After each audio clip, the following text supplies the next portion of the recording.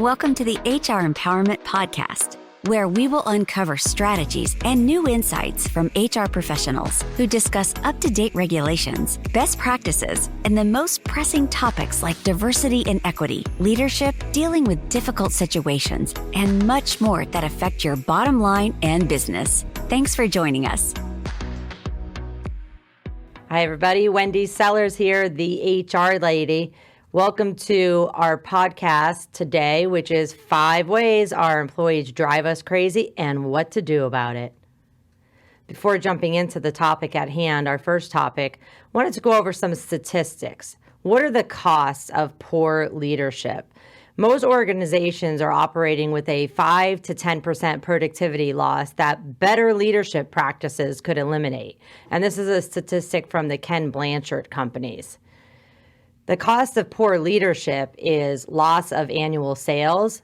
The statistics show that there is a loss of 7% of total annual sales due to poor leadership.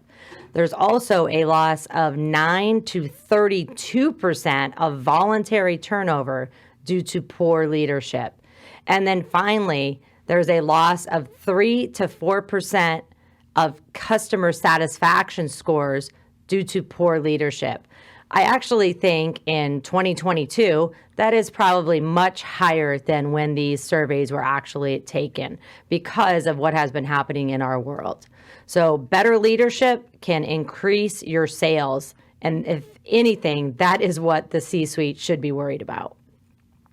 Let's talk about another statistics before we jump into the topic at hand. This is from the Gallup State of the American Workforce report.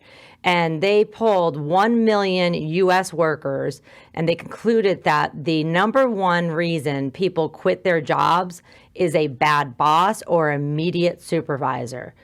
50% of workers who voluntarily left their jobs did so because of their bosses and not the position itself and not the pay itself. In spite of how good a job may be, people will quit if the relationship with their manager is not healthy. So the bottom line is when you name the wrong person manager, nothing, and I mean nothing, fixes that bad decision. Not compensation, not benefits, nothing. So ask yourself while you're listening to me over the next few days, do you have a leader who needs to change? Is it you? Really think about that. Why don't people want to change? Why don't they want to look in the mirror and say, I need to change? Could it be they don't know that they are the problem? Could it be they don't know how to fix the problem? It might be that they're too proud to admit that they are the problem. And they actually may believe that they're just not good enough, but want to appear perfect, winging it. So dear leader, you might be part of the problem. Be part of the solution. That's a note from your team and from the HR lady too. Let's get back on topic here and discuss 5 ways employees drive us absolutely crazy and what to do about it. The first way is that employees don't listen. They just don't listen to us. They don't follow directions. They never follow up on my requests. They forget information. Why is that? Maybe you're talking at them rather than with them. Perhaps you're giving them too much detail or not enough at all. Or maybe you're using complicated terminology. We're human beings, not robots. So there's not one solution to the question, how do we get people to listen? We kick off this series today discussing communication strategies for managers. Half the battle of getting people to listen to us is learning how to communicate with them. Again, with them, not at them. I have this video that I do when I do some live speaking, and I wish I could show it to you right now, but it's if you're ever at a roundabout. I'm in Florida, and we have these things called roundabouts on the road, and so you don't have to all stop at a 4-way stop sign, and it's this big circle. Well, I dare you to use your Google Maps or Waze, whatever you're using when you're going through a series of roundabouts, because I did this test. And 2 roundabouts, literally within 2 blocks of each other, I got completely different directions to go straight. I thought about that. I'm like, is that what we're doing to our employees? We're giving one employee one set of directions or instructions, and then we're changing those instructions for another employee. Or we're doing it to the same person and we're giving them completely different instructions, even though they mean the same thing. So make sure, next time you're on a road and you're at a roundabout, you listen to those instructions, and hopefully you'll get a kick out of it after hearing me and say, you know what? She's absolutely right. Why are we making this so complicated? People process information differently. So you have to deliver it to their level, not to your level. We always make it about us and not about them. So you should be saying things like, I want to make sure that we're on the same page because I'm not the best communicator. Can you explain to the team or to me what we just agreed upon? And make sure you don't make it sound like they're an idiot. Second, shut up and listen to them. Don't use sarcasm. Don't talk down to them.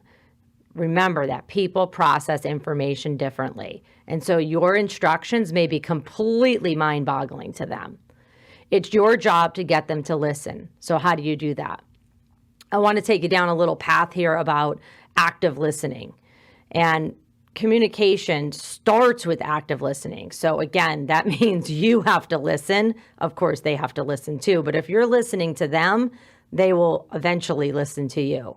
However, unlike conversations with friends who just need a listening ear when they vent, business communications require careful attention and crystal clear clarity. Consider how you interact with others at work, even if they're not your employees, so that they can both listen and be heard.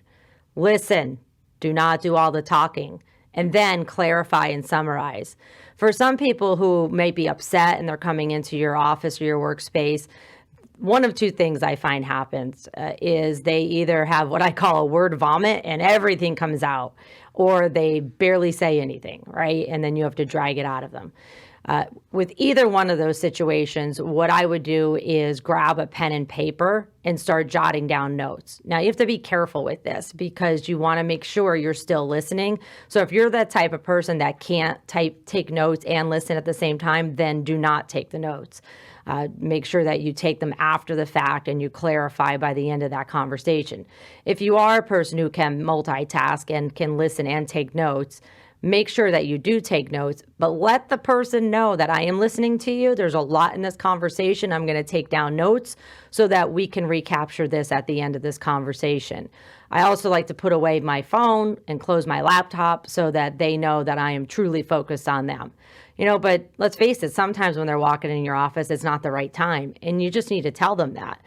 This is not the right time. I don't have time right now. I'm rushing off to a meeting. Can we readdress this in an hour? Don't kick the ball so far down the court, though, that you never address it with them. I want you to write down the word listen, L-I-S-T-E-N, and then we're going to make an analogy for each one of those letters. L is look interested. And like I said, this is very important to not be multitasking while somebody is talking to you, especially if they have a problem that they're hoping that you're going to resolve, right? So look interested. Put away your phones, laptop, make sure your concentration is on them. The I is inquire. Inquire with questions. Try not to make it always yes, no answers, because if somebody is nervous of already speaking to you for whatever reason, you may not get the full details. So I like to ask more detailed questions that are not just going to be a yes, no answer. The S is stay on target. This is difficult when somebody may be upset because they may be bringing up things from 2 years ago. This is where you'll grab your pen and paper and say, okay, we're going to talk about this one problem right now and keep redirecting them back to that issue. The T is test for understanding. This is important if they are nervous. If they're a shy person, they may be losing the conversation altogether. If that's the case, you stop right there and you go backwards and start inquiring with questions again. The E in listen is evaluate the message. Now, this is hard if you're not in front of the person. It's not impossible, but it is hard. It's easier to see somebody's body language if you're in front of them or possibly maybe on a Zoom call. And so if it's something that is super serious, I would really ask you to make it as in person as possible, or on the phone is the next best option. If you're doing text or email, you're not going to be able to evaluate their body language in that message. And then finally, the N in listen is neutralize your feelings. Just because you've had a bad experience with this particular person or employee in the past doesn't mean that they're coming to you with invalid information. So neutralizing your feelings and possibly your facial expressions is very important as well. There's a huge importance of understanding nonverbal communication skills. In fact, 55% of our communication is actually nonverbal. 55%, that's huge. Gestures, posture, facial expressions. Now we have this thing in our COVID era with face masks. And if people are wearing face masks, that may hinder your nonverbal communication skills. So just keep this in mind. Vocal elements are also incredibly important. So 38% of our conversation skills are vocal elements. So, the pitch, tone, rate, the rhythm of somebody's voice. The actual words that we are saying are only 7% of our communication skills. This is so important to know because, again, if you are mostly using text message, social media, email with your coworkers or your teammates, then you are missing all of these categories here. The communication pyramid is also very important to know. So we have these intimate communication, and that is face-to-face. That's the most intimate form of communication you can have. The next most intimate is video or video conference. And then it gets a little less intimate. Not that I want you to get intimate with your employees, but you know what I mean. We want to make sure that we talk to the other people that we work with as human beings. So the next best option would be phone conference. Once you get into, again, the instant messaging, text, social media, and then email, it's very, non-human, and we start getting some conflict in there. We're going to talk about conflict in a future podcast series. I want you to also stop and think about the team that you're working with and how their personality styles, how your personality style affects communication. You need to know your style, and we're going to go over that in a second. And then you need to maybe guess and learn the styles of others. You're not going to actually be able to truly learn it unless you do an actual assessment, but I'm going to give you some information today that may help you figure it out. Most importantly, you need to know your triggers and be prepared to handle them. Why? Because you have to remember it's not about you. It's about everyone else, especially if you're a leader. So I like using the DISC personality assessment. It's super simple and easy, and it's a derivative of Myers-Briggs. Let's dive into the personality style method called DISC. There are 4 main styles, D, I, S, and C. This is the method that I prefer to use. It's what I'm certified in, and I just think it's super simple and a great way to say, hey, what is my style? And that means I now have to figure out what my coworker styles are too, so that I can adjust my style, not expect them to adjust their style. So grab a pen and paper, draw a circle. At the top of the circle, write outgoing. At the bottom of the circle, write reserved. On the left-hand side of the circle, write tasks. And on the right-hand side of the circle, write people. And that's basically what these styles are focused on. So the D and the I are on the top. So the D is on the top left. And that's a super outgoing person who is task-oriented as a priority. On the top right of the circle is I. And that's a super outgoing person who is people-oriented. On the bottom right of the circle is the S, and that is somebody who is more reserved, but they are people-oriented as a priority. And then on the final corner, so to speak, of the circle is a C. They're on the bottom left, and they are reserved people who are very task-oriented. So figure out where you are in that. I mean, I truly think you should do an assessment. You can contact me. I can help you. There's a lot of people out there that can help you. This is a derivative, as I mentioned, of Myers-Briggs, so it is scientifically legit. But doing these have changed my entire world. If you are a deep personality style, and there's sub-styles in between all of them. So there's actually 16 styles, but there's D, DI, DC, for example. So there's 3 Ds. But if you're a D personality style, again, you're going to be outgoing and task-oriented, but you're going to be very dominant. Your focus is on results. You are a driver, and you're usually competitive. If you are an influential personality style, you're also going to be outgoing, but you're much more people oriented. Your focus is on inspiring people, being enthusiastic, and possibly persuading people to do things that you want them to do. If you are an S personality style, a stabilizing person, you are definitely people oriented, but much more reserved. And your focus is on being amiable in groups, democratic, and you have a lot of patience. And then finally, if you are a C personality style, you are definitely conscientious and cautious. You're much more reserved than the top styles, and you're task oriented. These folks are very, very systematic and detail oriented. There's a personality style for every role. You don't have to be a specific personality style to work in a role, but it tends to work out that way. If you're interested in knowing more about this, feel free to grab one of my books, Suck It Up Buttercup, and I explain it a lot more in there. In fact, for the D's and the C's, I actually have a free activity for you on my website. And why do I have it for the D's and the C's only? It's an activity to get the D's and the C's to be more people oriented, because the D's and the C's are naturally focused on tasks as a priority. So I encourage you to download that and work on yourself. Remember, you could only change yourself, not anyone else.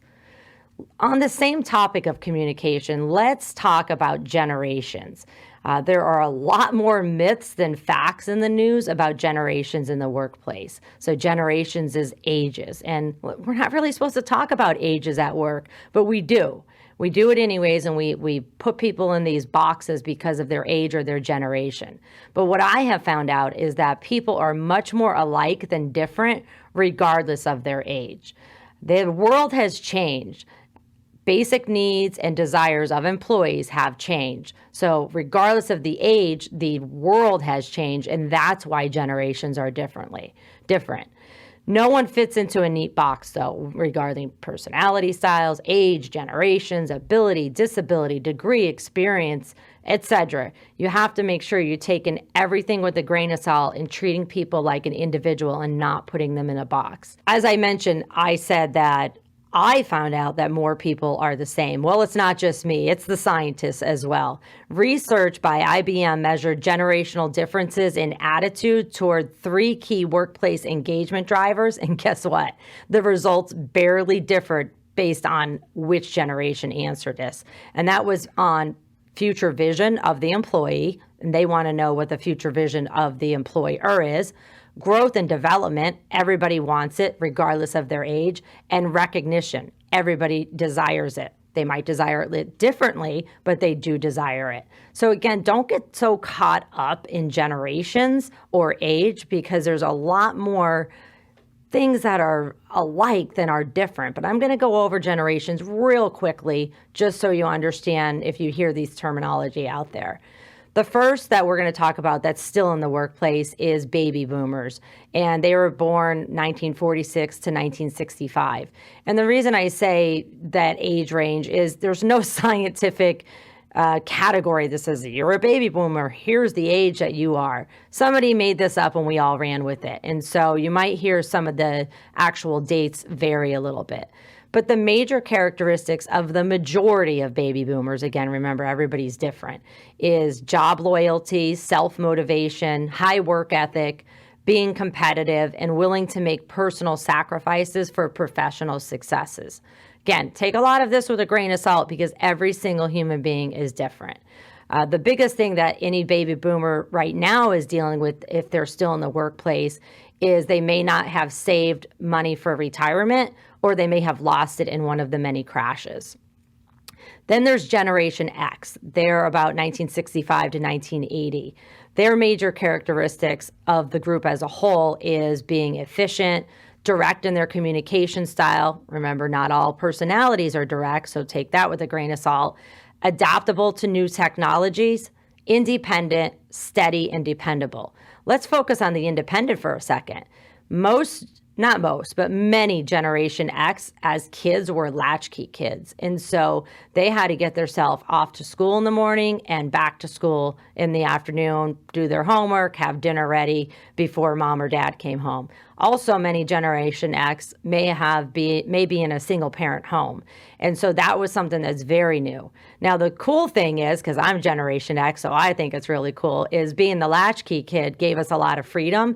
It also gave us a lot of flexibility to figure out how to do things absolutely last minute before mom and dad walked in.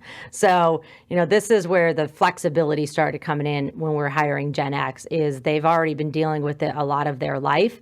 And even if it wasn't a single parent home, it was definitely two parents in the workforce for most Generation X kids.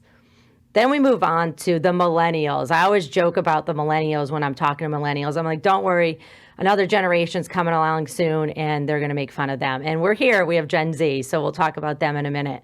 Millennials are about 1981 to 1996 is their birth years. And their major characteristics are being competitive, definitely tech savvy. They're in a tech savvy world. They can figure out most technology, maybe not behind the scenes, but they know how to use it. They're very achievement oriented. We made sure of that, right? And we made sure that we gave all these awards based on everything possible, including just showing up. It's not their fault. It was our fault that we did that to them. And then we're blaming it on them that they want an award for everything. They are very focused, though, on work-life balance. And here's a reason why. The millennials are the generation that got hit with every recession in the past 20 years, 30 years, really. They've got hit with everything possible, including 9/11, COVID, the recession before 9/11. And so when they were coming out of college with these, 7-year degrees, because we made them go back to school a million times, there was no jobs for them. And then we wonder why they don't have the experience. Well, they don't have the experience because they piece together gig work and part-time jobs or just a job to make money. And so go easy on my millennials, okay? Get to know them as human beings and make sure that you're giving them unique work experience because they may need it and they're going to work very hard for you.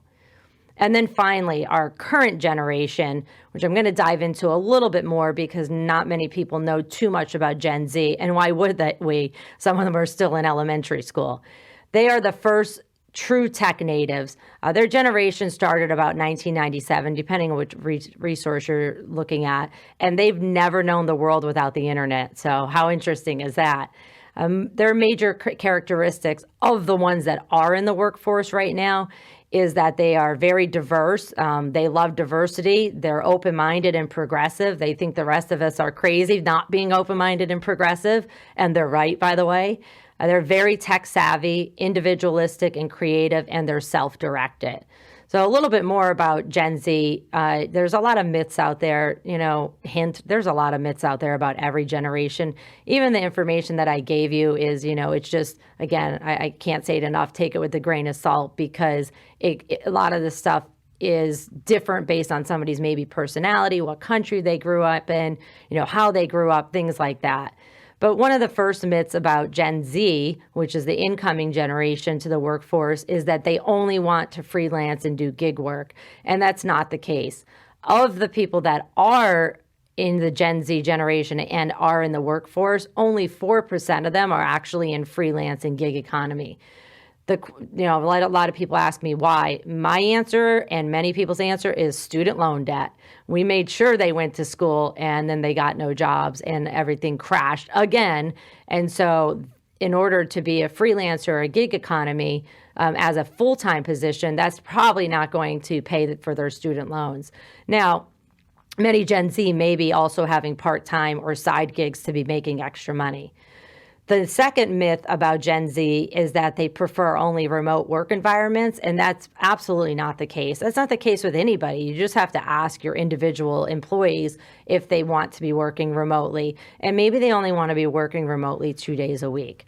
The thing with Gen Z is they actually do like human interaction and in-person collaboration, and remote arrangements don't always provide that. They should. We're getting there, but they don't always provide that.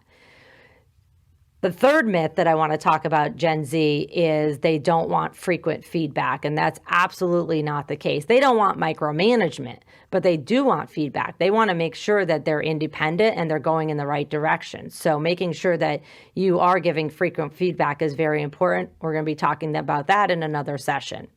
And then the fourth myth is that Gen Zs want to work alone, and that's not the case. Refer back to the personality styles. They may want to work alone, they may not. How are you going to know? Hey, how about ask them? It's pretty simple. And that goes for every generation. And then finally, the fifth myth about Gen Zs is to avoid in-person communications because they're so tech savvy that they'll just handle text messages or emails instead of an in-person communication.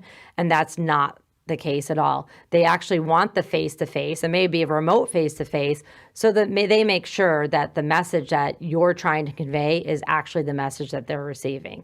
So I encourage you to be open-minded about all the generations and make sure that you understand that everybody's an individual and their personality styles matter, their generations matter, their education matters, their work experience, working somewhere else matters. Labels might help, but they actually can harm people.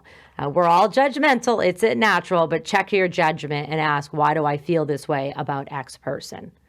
Your action plan should be thinking about what we just discussed and writing down what skills do I need to focus on developing first.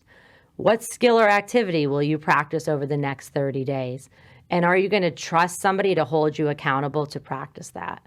Our next session is going to be about the second way people drive us crazy at work. They make so many mistakes.